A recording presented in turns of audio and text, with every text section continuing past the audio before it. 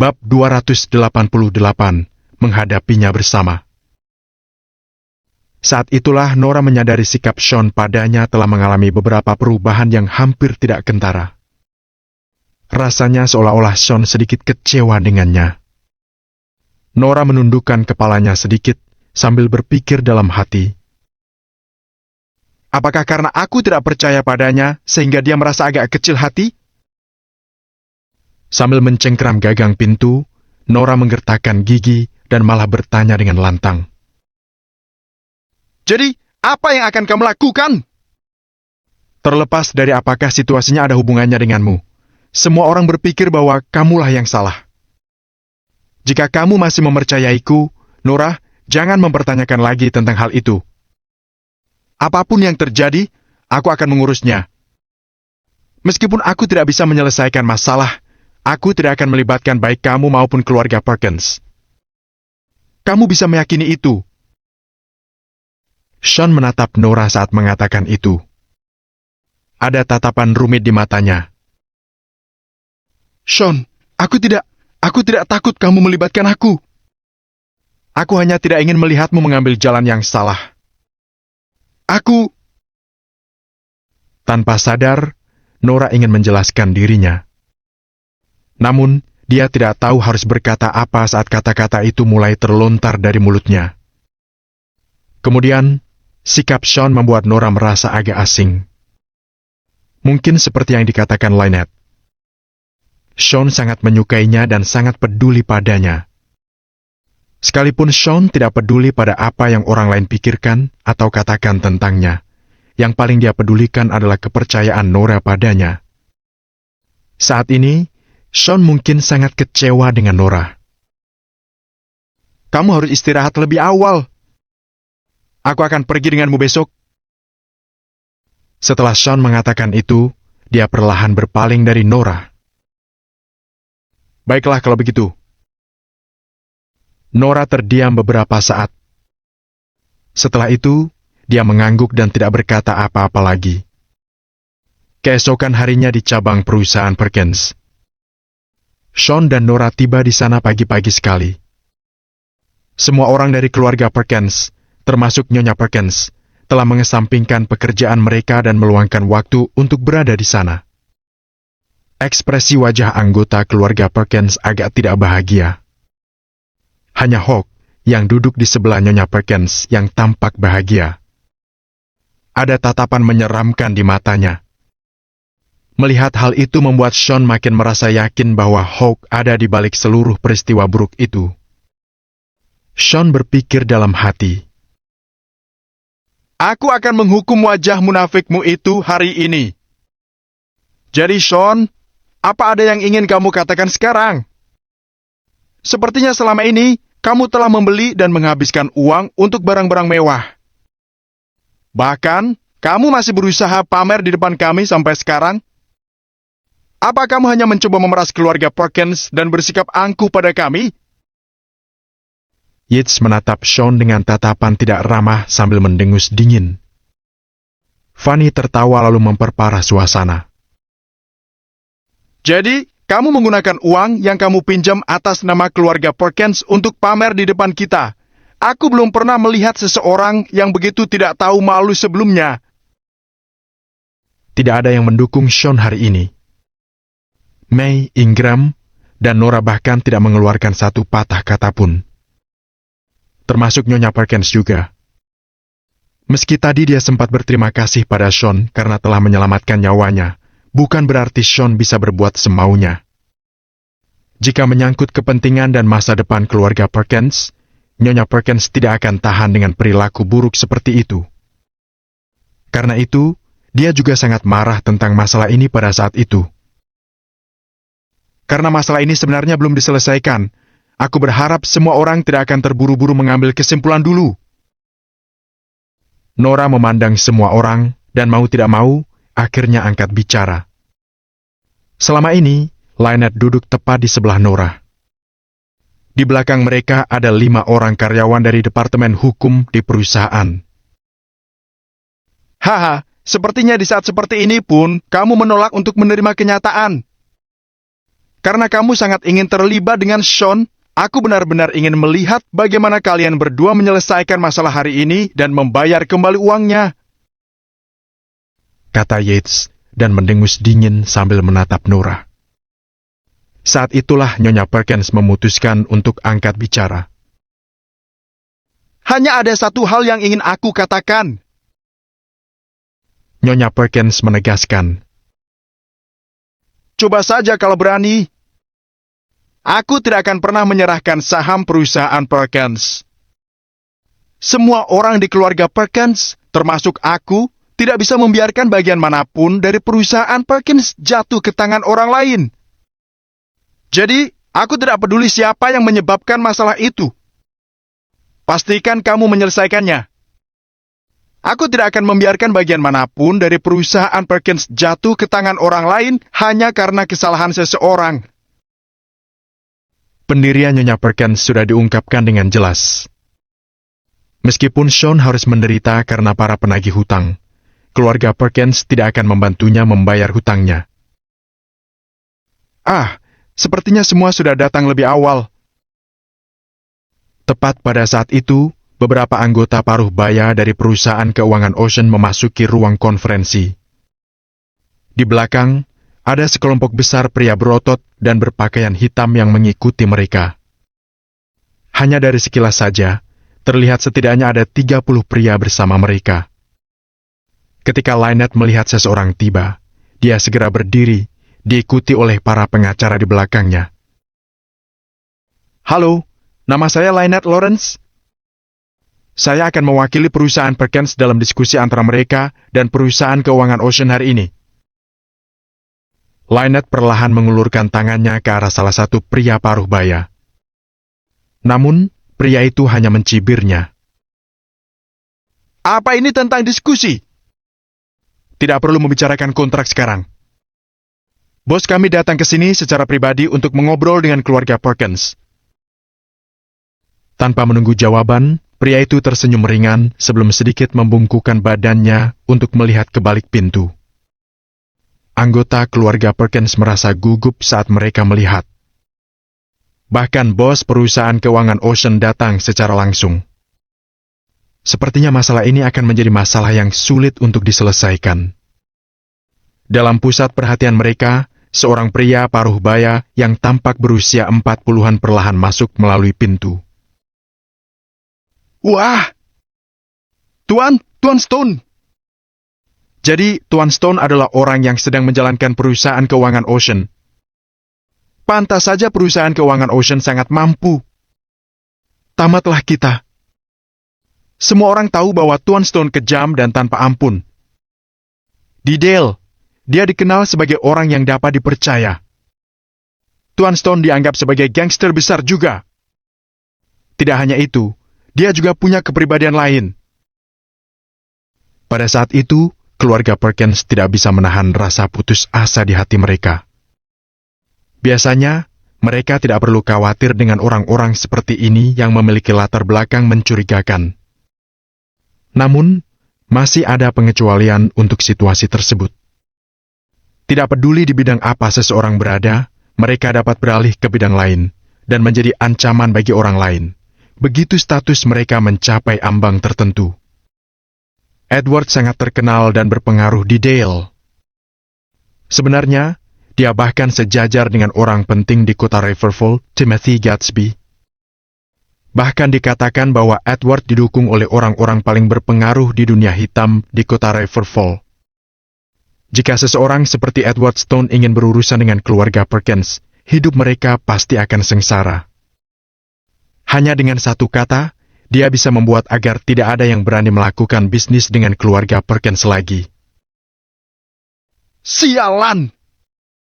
Sepertinya kali ini Sean sudah benar-benar tamat. Berani-beraninya kamu berutang pada Tuan Stone dan menolak untuk membayarnya kembali. Kamu hanya cari mati kalau begini. Kita harus menjauhkan diri dari Sean dan memastikan keluarga Perkins tidak terlibat. Saat anggota keluarga Perkins saling berbisik-bisik, Edward terus masuk ke ruangan. Dia mengenakan setelan dan memakai jam tangan mahal.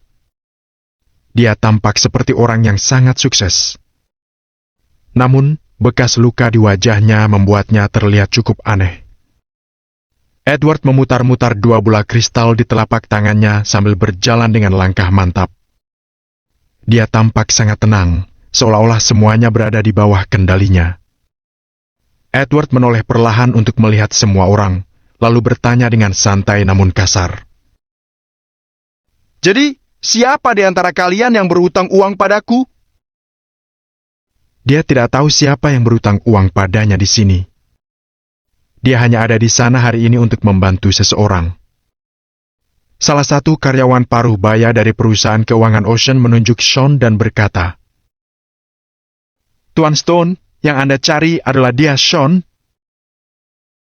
Edward mengangguk sedikit dan menoleh untuk melihat siapa itu. Tepat saat itu, Sean perlahan mendongak. Ada tatapan gembira di matanya. Edward sontak sedikit mengernyit saat mulai mengingat nama Sean. Pria itu bernama Sean. Dia menggunakan kursi roda, dan sepertinya dia juga bagian dari keluarga Perkins. Mata Edward melebar, dan tangan yang awalnya memutar-mutar bola kristal juga terhenti. Krek! Pada detik berikutnya, sepasang bola kristal di tangan Edward mendadak jatuh ke lantai. Bola-bola kristal yang rapuh dan berharga itu hancur berkeping-keping. Ah!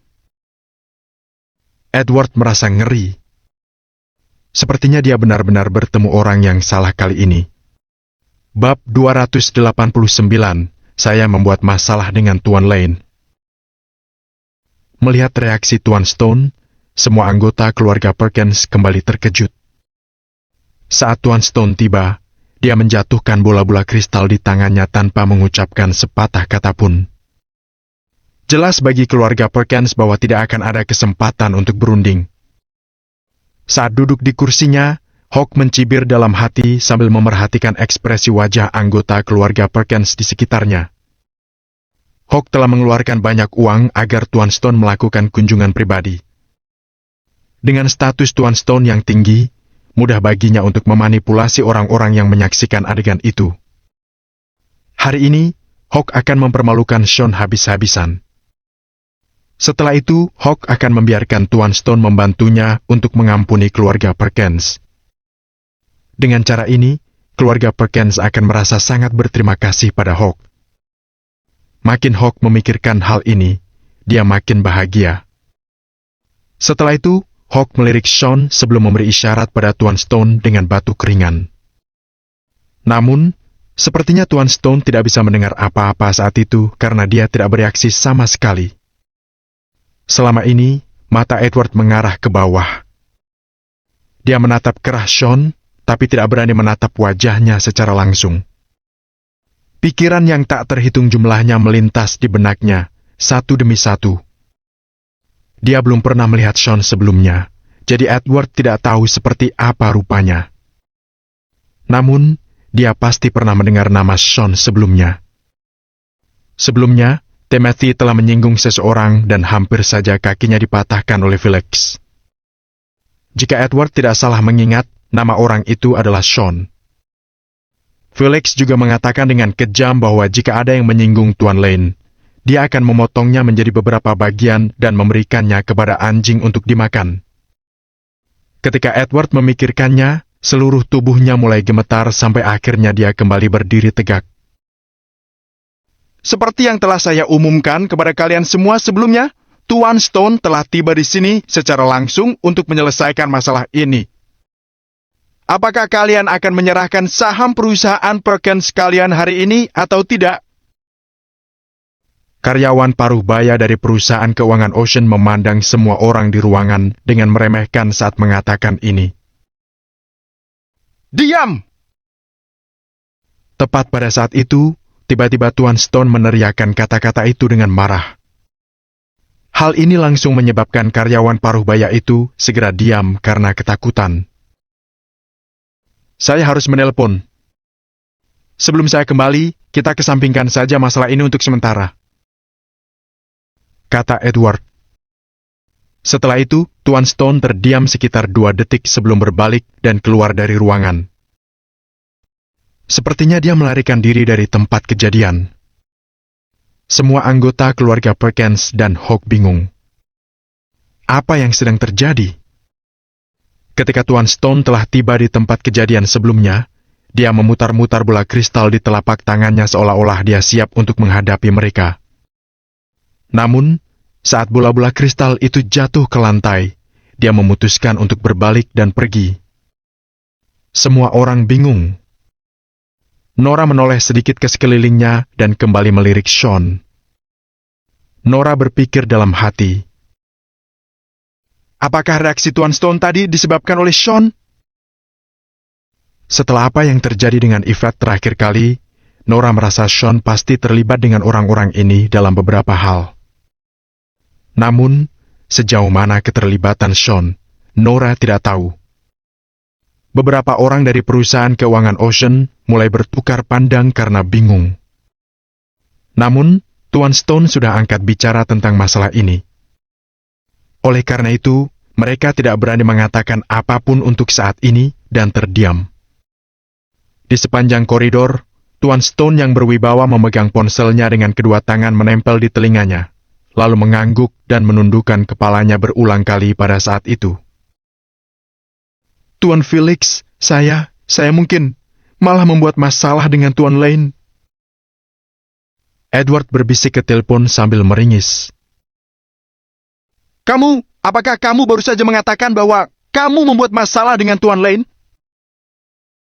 Di ujung telepon, suasana hati Felix awalnya sedang baik.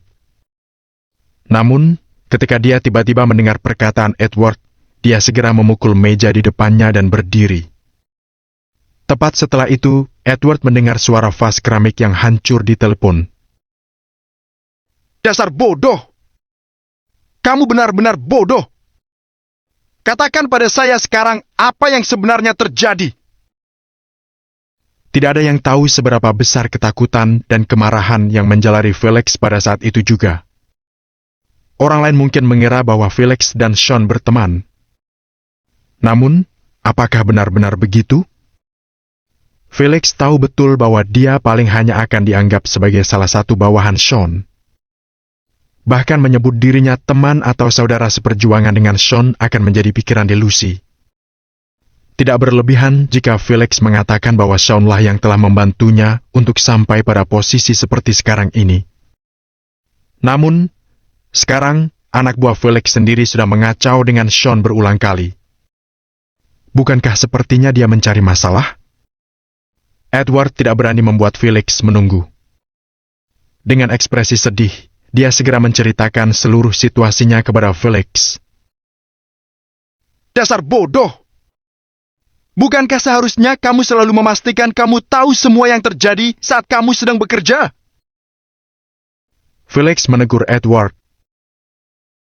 Bukankah saya sudah memberitahumu sebelumnya bahwa jika kamu mendengar nama Tuan Lane, kamu harus selalu menyelidiki masalahnya terlebih dahulu, entah itu hanya kebetulan atau tidak.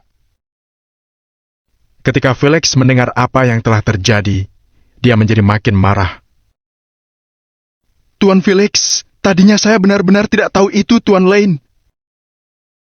Edward menjelaskan dengan pelan, dan wajahnya memerah karena ketakutan. Edward bertanggung jawab atas beberapa perusahaan penagihan hutang.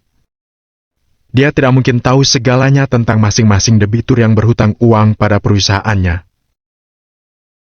Jadi, kamu baru ingat menelpon saya sekarang setelah kamu terlibat kekacauan ini? Kamu seharusnya tidak bertanya pada saya apa yang harus dilakukan. Sebaliknya, saya yang harus bertanya, bagaimana kamu akan menyelesaikan masalah ini? Meskipun Felix biasanya tidak mudah marah, dia tidak bisa tetap tenang menghadapi situasi ketika itu melibatkan Sean. Bab 290, Taruhan. Tepat pada saat itu, Edward terdiam menderita dan tidak punya pilihan selain terus menunduk. Setelah mengumpat selama hampir setengah menit berturut-turut, Felix terpaksa menenangkan diri.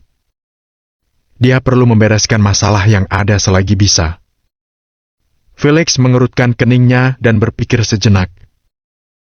Setelah itu, lelaki itu mendengus dingin sebelum berkata, Sekarang, pergilah dan selesaikan masalahnya.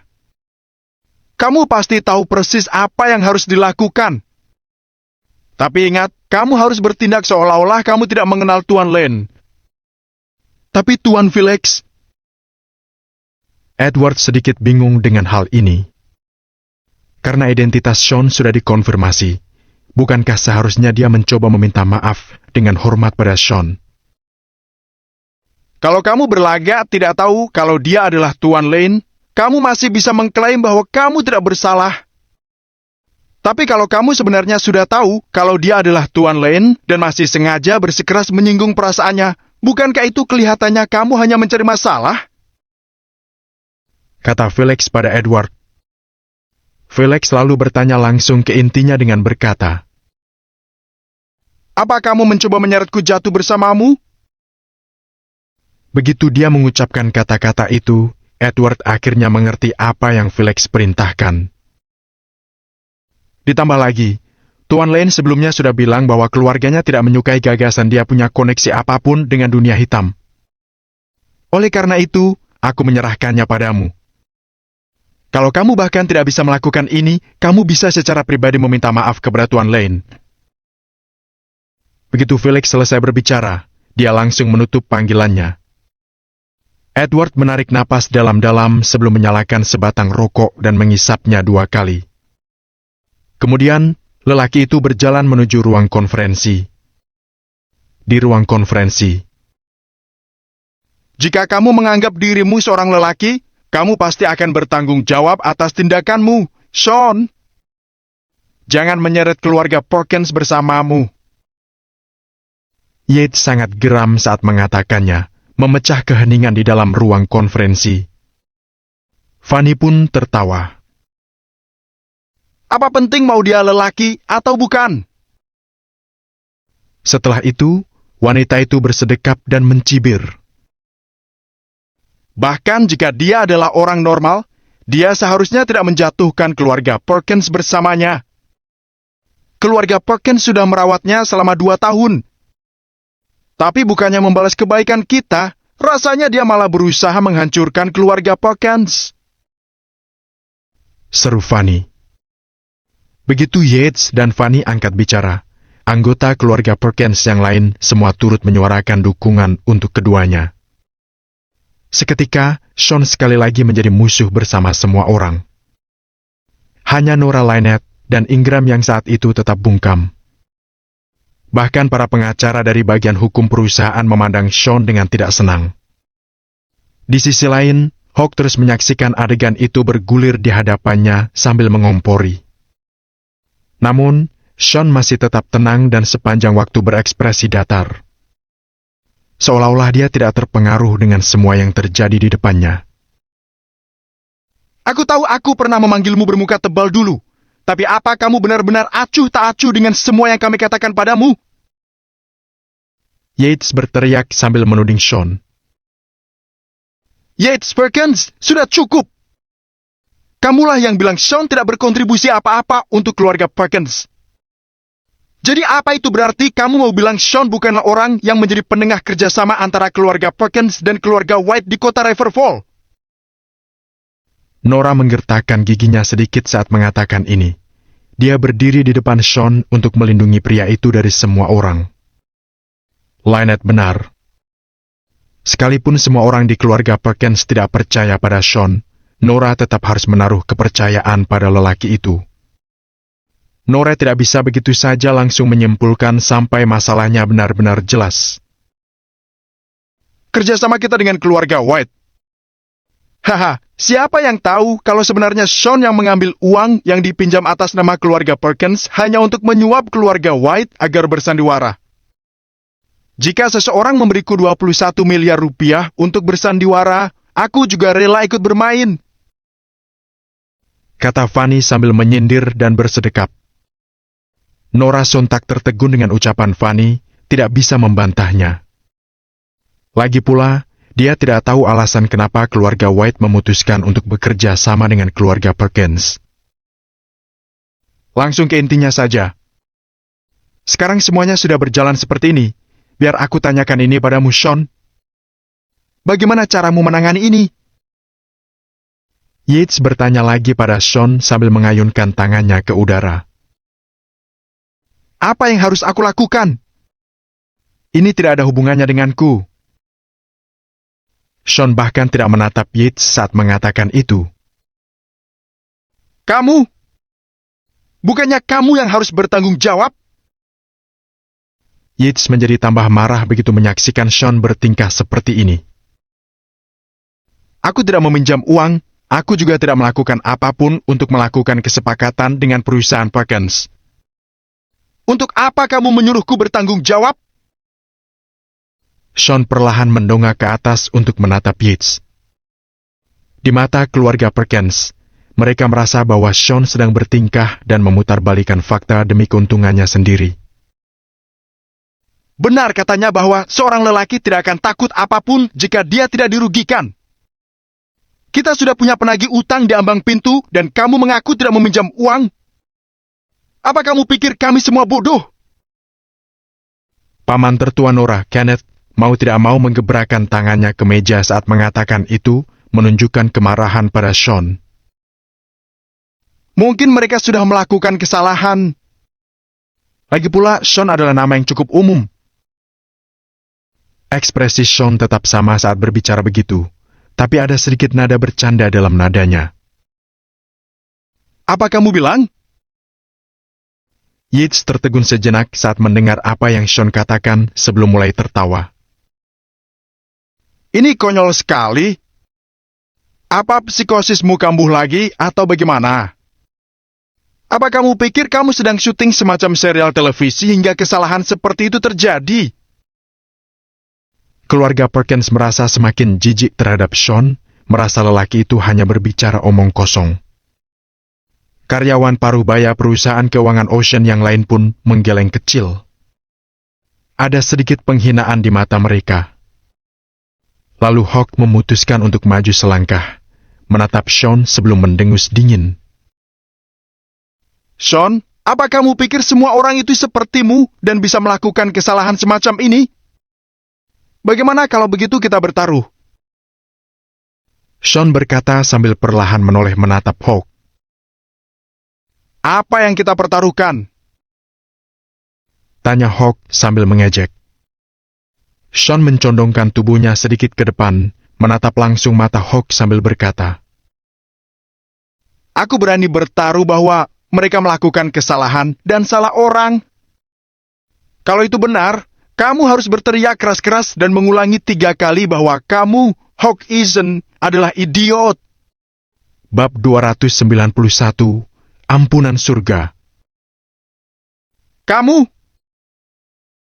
Eason marah, tapi tidak lama kemudian dia tersadar. Lelaki itu sudah merencanakan semuanya hari ini, jadi dia berpikir, apakah aku pernah kalah? Jika kamu kalah, berlutut dan minta maaf padaku. Bukan itu saja, kamu harus mempertanggungjawabkan semuanya dan tidak menyeret keluarga Perkins dalam masalah. Tiba-tiba, sebuah ide muncul di benak Eason, jadi lelaki itu menyeringai. Tentu saja. Sean mengangguk dan setuju tanpa ragu. Keluarga Perkins merasa lega begitu mendengar taruhan Eason dan Sean. Mereka tidak bisa meminta lebih, selama Sean tidak melibatkan keluarga Perkins dalam taruhan dan mengambil semua tanggung jawab. Kita semua di sini saksinya. Siapapun yang tidak menerima hasil taruhan itu, dia adalah bajingan. Eason kembali maju selangkah dengan mata yang sangat dingin. Kamu Sean, kan? Kalau kamu bersikeras ingin bertaruh, aku jadi khawatir kamu mungkin yang harus berlutut. Saya akan memperjelas ini sekarang bahwa kami tidak akan pernah berbuat kesalahan. Kontrak ini. Pria paruh baya dari perusahaan keuangan Ocean jelas-jelas memihak Eason, dan dia bahkan mengeluarkan perjanjian pinjaman saat berbicara. Kontrak ini asli. Apa? Belum sempat pria paruh baya itu menyelesaikan kalimatnya, kontrak di tangannya tiba-tiba dirampas. Semua orang akhirnya tersadar bahwa Edward tiba-tiba kembali ke ruang rapat. Dengan kontrak di tangannya, Edward berbicara dengan serius. Ada yang salah dengan kontrak ini. Apa-apaan? Mendengar perkataan Edward, semua orang sedikit tercengang. Edward terbatuk dan berlagak seperti sedang membaca perjanjian pinjaman. Felix benar. Ketidaktahuan bisa dimaafkan, tetapi jika sudah tahu, tidak ada alasan untuk melakukan kesalahan. Untuk saat ini, Edward memutuskan untuk bersikap seolah-olah dia tidak mengenal Sean dan berusaha menyenangkan lelaki itu dengan melakukan apapun yang dia inginkan hingga puas dan tidak terlalu marah. Oh, tidak! Edward melihat kontrak itu dan berpura-pura kaget, lalu dia berkata, "Ada yang salah dengan ini." Benar-benar ada yang salah dengan kontrak ini. Mendengar itu, semua orang di ruang rapat kebingungan. Mereka berpikir, apa sungguh ada yang tidak beres dengan kontraknya? hanya Ethan dan staf dari perusahaan keuangan Ocean yang tahu bahwa itu mustahil. Ethan dan staf mengincar keluarga Perkins dan Sean. Bagaimana mungkin mereka bisa melakukan kesalahan? Tuan Stone, mohon maaf. Pria paruh baya itu menatap Edward dengan tatapan bingung. Plak! Namun, Edward tidak menjelaskan. Alih-alih, dia hanya menampar wajah pria paruh baya itu. Tamparan keras terdengar di ruang rapat. Aku... Pria paruh baya itu tidak tahu apa yang sedang terjadi, tapi dia hanya terus menunduk tanpa mengucapkan sepatah kata pun. Sialan! Nama di kontrak adalah Shaw, bukan Sean. Apa kamu buta? Edward menggerak-gerakkan kontrak dengan marah dan sekaligus membuat kebohongan. Apa? Pria paruh baya itu tercengang, bahkan Ethan pun terkejut. Bahkan Nora juga ikut tercengang. Wanita itu ingat dengan jelas bahwa dia melihat nama di kontrak, dan itu adalah Sean. Ditambah lagi, ini sudah jelas bahwa capnya palsu. Dasar bodoh. Sudah jelas-jelas ada yang ingin mencemarkan nama baik keluarga Perkins. Masa kamu tidak tahu? Edward mengulurkan tangan sambil mengetuk kontrak dan dia terdengar serius. Tuan Stone, aku baru saja tahu soal itu sekarang. Ini adalah kesalahanku. Aku minta maaf. Pria paruh baya itu bingung, tapi dia tidak berani banyak bicara. Dia hanya bisa bersandiwara bersama Edward. Ahem. Edward membuang muka dan menoleh pada orang-orang dari keluarga Perkins. Saya minta maaf soal ini. Perusahaan kami yang akan bertanggung jawab. Maaf atas masalah yang kami timbulkan pada Anda. Saya dengan tulus meminta maaf pada kalian semua. Edward sangat sopan pada keluarga Perkins. Tuan Stone, jangan begini. Kenneth, paman Nora, seketika berdiri dan mengibaskan tangannya. Ingram berpikir, Edward adalah salah satu tokoh besar di Dale, dan dia juga punya seseorang yang berpengaruh di kota Riverfall yang mendukungnya. Dia bisa melakukan apapun yang dia mau. Bagaimana kita bisa meminta orang seperti dia meminta maaf kepada kita? Tuan Perkins. Saya minta maaf atas masalah yang kami timbulkan pada Anda. Kami benar-benar minta maaf soal itu. Untuk menebusnya, saya berjanji jika perusahaan Tuan Lane dan Perkins membutuhkan dukungan finansial, Anda bisa datang ke perusahaan keuangan Ocean dan mengabari saya. Tidak peduli berapa banyak uang yang Anda minta, kami akan memberi Anda layanan tanpa bunga, dan kami tidak akan memberi bunga apapun, kapanpun Anda akan mengembalikan uang itu. Edward menatap Sean dengan tulus. Sikap Edward yang rendah hati mengejutkan semua anggota keluarga Perkins. Mereka berpikir, Walau benar perusahaan keuangan Ocean melakukan kesalahan, Edward dengan latar belakangnya yang kuat tidak perlu memperlakukan Sean seperti itu. Kalau kalian melakukan kesalahan, kenapa kalian tidak kunjung angkat kaki dari sini? Sean sedikit mengerutkan kening dan menatap Edward. Astaga! Yates dan yang lainnya terkejut setelah mendengar apa yang Sean katakan. Yates berpikir, Kita mampus. Masalah ini seharusnya sudah beres. Tapi kata-kata Sean akan menyinggung Edward dan membuat kita terlibat masalah lagi. Tidak ada yang berani mengusir Edward di Dale. Namun, apa yang dikatakan Edward berikutnya justru mengejutkan semua orang di keluarga Perkins. Ya, Tuan Lane. Kami sangat menyesal soal itu. Kami akan pergi sekarang. Edward mengangguk patuh. Setelah itu, dia mengibaskan tangannya memberi isyarat pada stafnya untuk meninggalkan ruang rapat. Alhasil, seluruh kejadian berakhir seperti sebuah lelucon. Setelah Edward dan yang lain angkat kaki, ruang rapat masih dalam keheningan total. Semua orang tahu bahwa sikap Edward berubah dengan aneh, tetapi mereka tidak tahu apa yang telah terjadi. Faktanya, Ethan adalah orang paling frustrasi di sini. Karena dia sudah merencanakan seluruh kejadian, dan dia pikir dia sudah menyiapkan semuanya dengan matang. Lelaki itu sudah mengatur agar orang-orang menghalangi departemen pemerintahan terkait untuk terlibat, jika saja keluarga Perkins menelpon mereka. Ethan sangat yakin bahwa Sean tidak akan bisa lolos hari ini. Namun Sean kembali lolos dari rencana Ethan. Apapun yang terjadi, ini adalah akhir yang baik. Ingram terbatuk-batuk untuk memecahkan kecanggungan. Semua anggota keluarga Perkins merasa agak enggan, tetapi mereka semua pada akhirnya mengangguk. Mereka tidak bisa membuat masalah karena Edward sudah mengakui bahwa perusahaannya yang telah melakukan kesalahan pada kontrak, bahwa Sean tidak meminjam uang dari perusahaan keuangan Ocean. Hah! Nora menarik napas dalam-dalam karena akhirnya bisa merasa lega. Sean menyandarkan tangannya di lengan kursi roda dan menatap Ethan dengan tatapan yang sulit dipahami.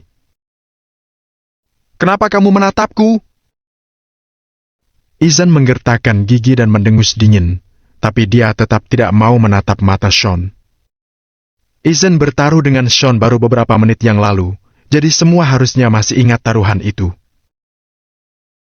Kenapa kamu begitu gugup? Apa kamu khawatir bahwa aku akan memintamu untuk membayar taruhannya? Kata-kata Sean membuat Ethan malu. Ethan lebih memilih mati daripada menyebut dirinya bodoh sebanyak 3 kali di depan banyak orang, terutama di depan Nora. Jadi dia akan melakukan apa saja untuk lolos dari taruhan itu. Namun, dia berpikir bahwa dirinya sendiri yang menyarankan taruhan itu, dan dia juga mengatakan bahwa siapapun yang mencoba kabur dari taruhan akan menjadi bajingan. Begitu Ethan memikirkan perkataannya, rasanya dia ingin menampar dirinya sendiri. Aku tahu kamu akan mencoba untuk kabur dari taruhan, tapi aku tidak masalah dengan itu. Tapi ada yang ingin kukatakan padamu. Dengarkan baik-baik, Ethan. Sean duduk tegak. Walau dia mengatakannya pada Ethan, semua anggota keluarga Perkins merasa bahwa dia juga mengingatkan mereka. Takdir punya belas kasih pada manusia, dan hanya manusia yang bisa membawa kematian pada dirinya sendiri. Tanggal 9 akan tiba, dan kamu hanya punya beberapa hari lagi, Ethan. Sean mengatakan itu sambil menggerakkan kursi rodanya meninggalkan ruang rapat.